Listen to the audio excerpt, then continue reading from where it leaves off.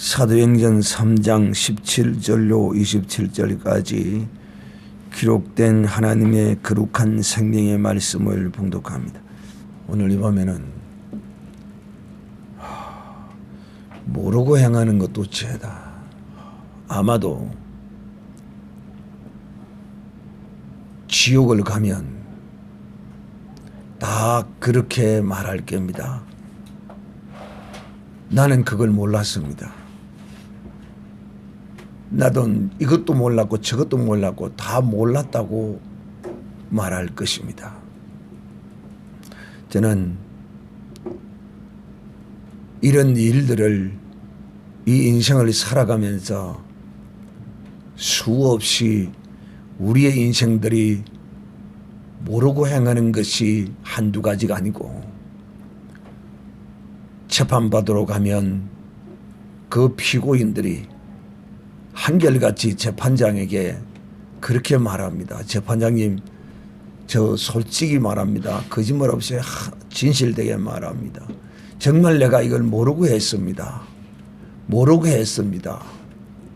그런데 모르고 한다고 죄가 되지 않는 것이 아닙니다.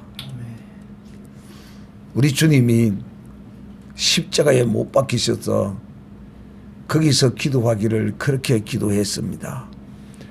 저들이 자기가 행하는 것을 알지 못하고 행하오니 아버지여 저들을 용서해 달라고. 그런데 이 모르고 행하는 거, 알지 못하고 행하는데 문제는 정말 몰라서 행했느냐. 그런데 이 모르는 것이 진실을 모르고 진리를 모른다는 것입니다. 자기는 안다고, 자기는 바르다고 행합니다. 자기가 이것이 나쁜 것인 줄 알고 이것이 옳지 않은 것인 줄 알고 행한다면 이 죄는 모르고 행한 죄보다도 더 클 것입니다. 오늘 이 사도 베드로가 왜 이 말씀을 하는가? 형제들아, 너희가 알지 못하고 그리했다. 간원들도 알지 못하고 그리한 줄을 우리가 잘 안다라고 이렇게 말합니다. 그런데 거의 대부분은 그렇게 했지만은 일부분의 사람은 알고도 행한 사람이 있습니다. 일부분입니다. 극히.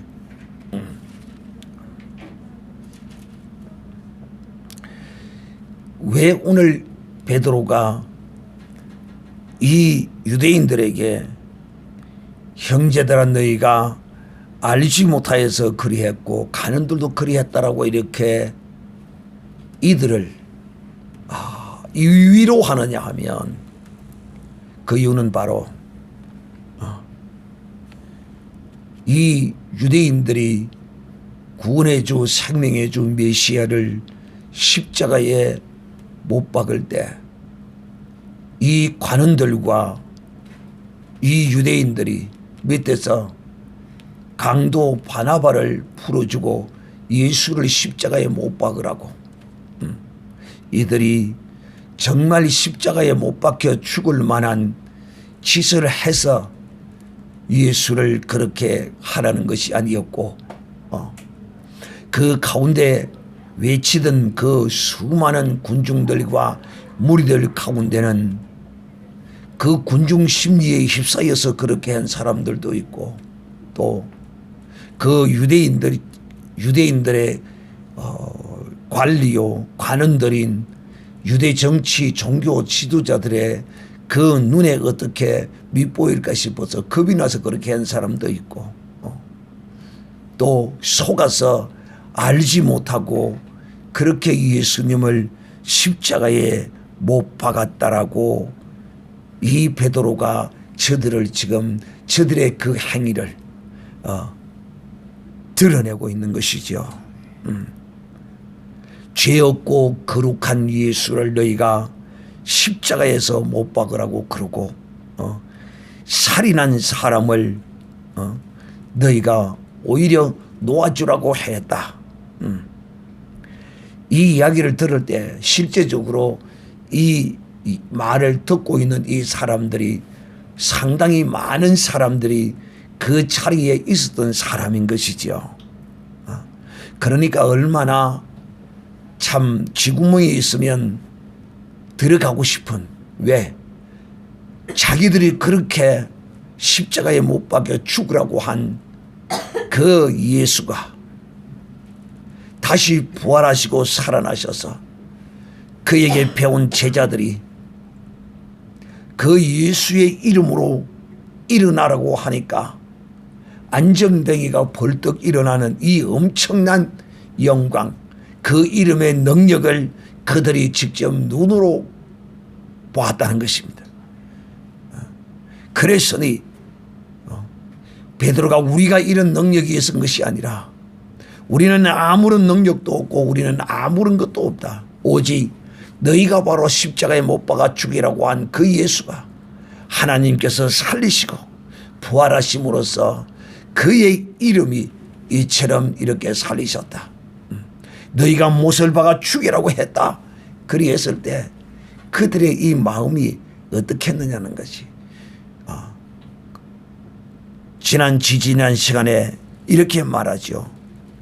형제들아 우리가 어찌할꼬 했다라고 저들이 거기서 통회하고 자복하고 그것을 뉘우치며 회개하고 있었던 것이죠. 그래서 사도 베드로가 그런 그들에게 이제 가르쳐서 알게 했으니 계속 몰아붙일 수가 없잖아요. 그러니까 이제 이 사도 베드로가 위로하는 것입니다. 오늘 17절의 말씀입니다. 너희가 그런 일을 너희가 알지 못하고 행했고 간원들도 그렇게 했고 간원들도 너희를 속였고 몰라서 속였고 너희도 몰라서 속았다. 그럴 때 이들이 마음의 심령의 부담을 상당히 완화할 수 있는 것이죠. 베드로도 설교를 상당히 잘하는 사람입니다. 설교를 무조건 책망하고 막 두드려 패고 이렇게만 해서 옳은 것은 아닙니다. 어느 때는 책망할 거는 책망하고 또 위로하고 건면하고 칭찬할 것이면 하고 또 이 설교자가 설교를 듣는 거룩한 하나님의 사람들 청중들과 똑같은 입장에 들어가서 저들의 마음과 하나 되고 이를 행할 때 이 설교가 저들 속에 그 말씀이 들어가게 되고 저들의 문이 열리게 되고 하는 이런 역사가 일어나는 것이죠. 그래서 이 사도 베드로가 모르고 그랬다 모르고 그러면서 또 두 번째 저들을 또 위로합니다. 첫 번째 위로는 몰라서 그랬다는 것이고 두 번째는 18절에 그러나 하나님이 모든 선지자의 입을 엇타가사 자기의 그리스도의 해받으실 일을 미리 알게 하신 것을 이와 같이 이루셨다. 그 다음 째는 두 번째는 그렇게 된 것이 그냥 우연히 된 것이 아니라 선지자들이 한 예언한 그 입으로 말한 대로 예수께서 해를 받으시고 고난을 받으시고 십자가에 죽을 것이라고 이렇게 선지자들이 미리 알게 하신 그대로 예수 그리스도께서 십자가에 못 박혔느냐 죽었느니라 이런 이야기를 이제 하는 것이죠. 그 이 이야기를 들으면 또 마음이 비록 우리가 그렇게 알지 못하고 행했으나 이 예수는 선지자로 말미암아 예언된 대로 고난과 해를 당하고 죽으시고 부활하신 것이구나 하면서 이들이 또 그 마음의 부담을 덜 가질 수 있도록 행하는 것이죠. 그래도 비록 그렇다 할지라도 우리가 행한 이 죄는 결단코 참 용서받을 수 없는 죄라고 저들이 이렇게 생각하지 않았겠느냐 그렇게 짐작을 하는 것이죠. 자, 이 정도 되니까 이제 사도 베드로가 이 청중들에게 그렇게 말합니다. 처음에는 되게 이제 책망을 하고 몰아쳐놔 놓고는 그 다음 주에는 두 가지로 이제 위로합니다. 몰라서 그랬고 또 하나는 선지자들의 글을 응하게 하시기 위하여 그렇게 된 것이라고 이렇게 위로를 하려 놓고 조금 이제 그 마음의 부담을 덜 가질 그때 베드로가 저들을 향하여 이제 본론을 이제 말하고 있습니다. 그러므로 그랬기 때문에 모르고 했기 때문에 또 선지자로 예언한 그 말씀을 이루기 위하여 이런 일이 있었기 때문에 그러므로 너희가 이제 돌이켜서 너희 죄가 없이 함을 받으라 이렇게 말합니다. 어떤 죄?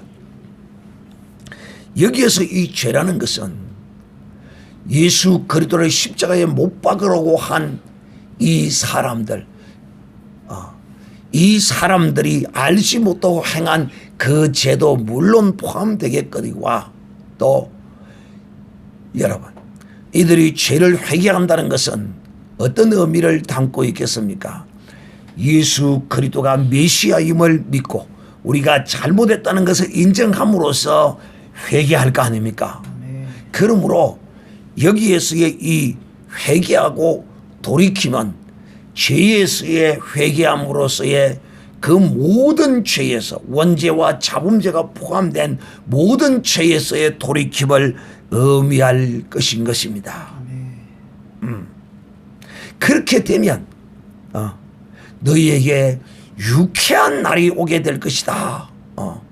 여기서 여러분 이 죄사함을 받은 이것이야말로 죄인들에게 있어서 가장 그 영혼과 심령에 유쾌한 날이 아니라 할 수 없을 것입니다. 죄인들에게 있어서 최고의 유쾌하고 그야말로 기분 좋은 그것은 바로 이 죄에서의 사함을 노임을 받는 것이라 하는 것입니다. 그래서 유쾌하게 되는 날이라 죄에서 자유케 되는 날이야말로 최고의 우리의 영혼에 우리의 삶에 우리의 인생에 있어서 최고의 유쾌한 날 정말 자유한 날이라 사도 베드로가 우리에게 이런 날을 위하여서 회개하라는 것입니다.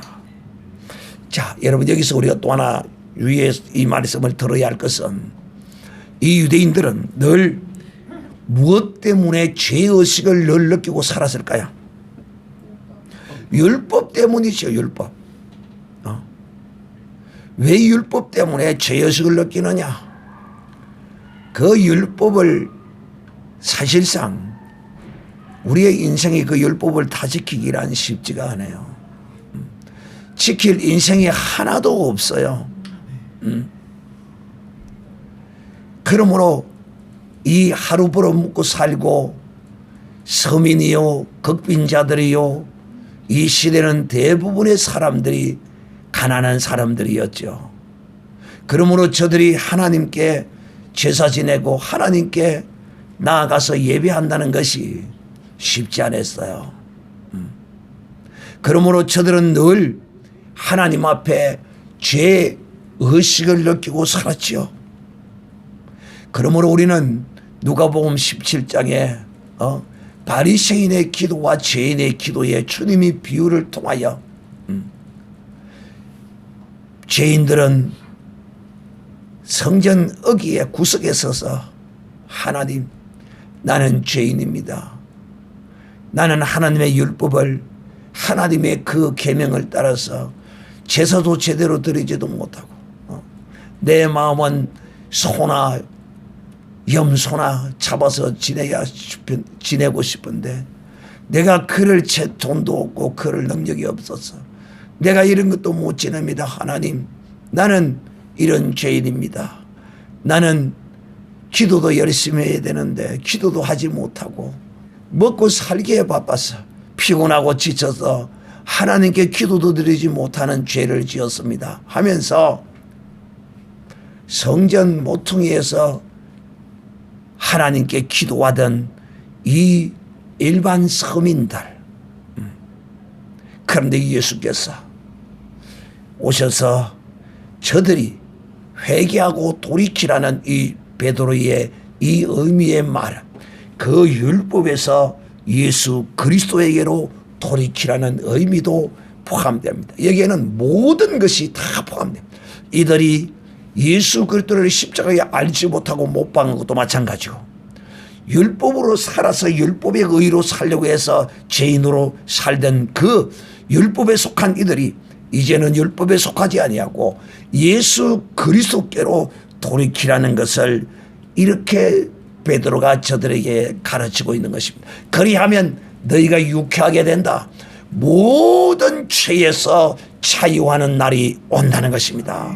그렇습니다. 사랑하는 형제들이여, 우리가 진실로 우리 주 예수 그리스도로 말미암아 그를 믿고 그에게 나옴으로써 우리 주님은 자기를 믿는 모든 자에게 이제는 내 뜻대로 살지 않고, 이제는 세상 것으로 살지 않고, 이제는 양심으로 살지 않고, 이제는 율법으로 살지 않고, 이제는 오직 주 예수 그리스도로 살겠사오니 주님 믿습니다.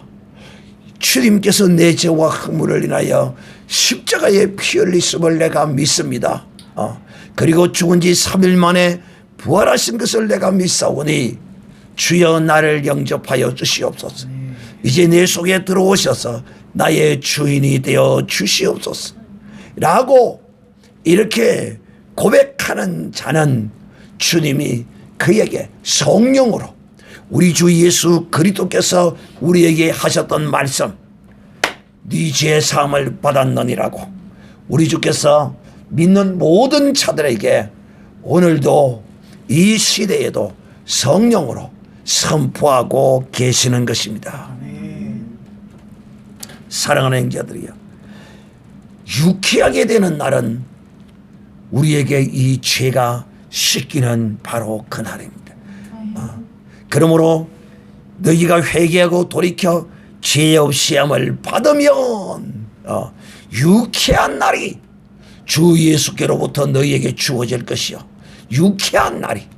또 두 번째는 주께서 너희를 위하여 예정하신 주 예수를 보내시리니, 이미 우리 주 예수는 오셨습니다. 할렐루야. 여기서 이 사도 베드로가 이렇게 주 예수가 다시 올 것이라고 이렇게 말씀 전하는 그 의미는 당대와 또 미래적인 어떤 의미를 다 내포하고 있는데, 먼저 우리 주 예수 그리스도께서 이제 다시 오십니다.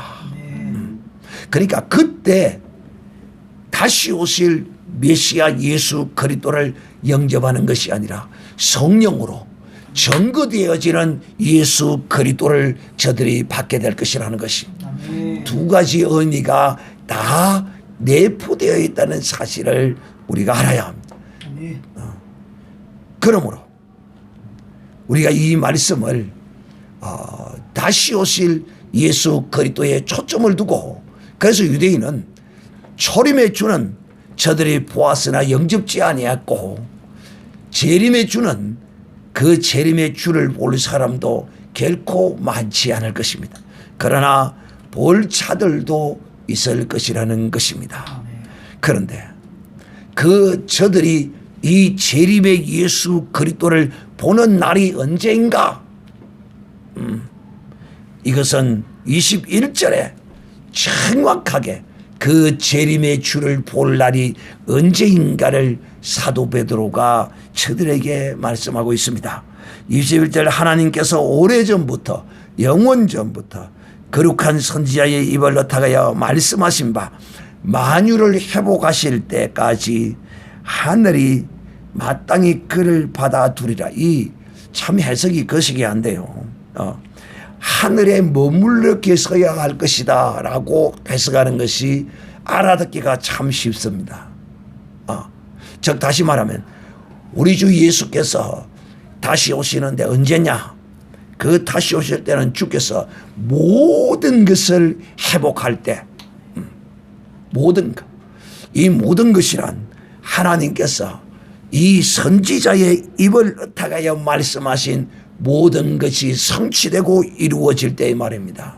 즉 여기에는 구약 선지자의 예언의 말씀도 포함되겠거니와 신약에서에 있어서의 사도들이 예언한 그 말씀들도 또한 다 포함되는 것입니다. 그러니까 하나님께서 이 섭리하시는 이 땅에 하나님이 섭리하시고 다스리는 이 시대에 이 안에 하나님이 약속하시고 이루실 모든 것들이 이루어지면 만유가 회복이 되면 모든 일들이라 이 말입니다. 선지자의 예언한 것들이라 이 말이에요. 만유 회복 뭐 단어는 참 멋지고 거창하고 참 좋은데 이걸 이렇게 해버리면 굉장히 애매해지고 그래요. 그래서 제가 모든 것이라 즉 선지자가 예언한 것들이라 이 말입니다.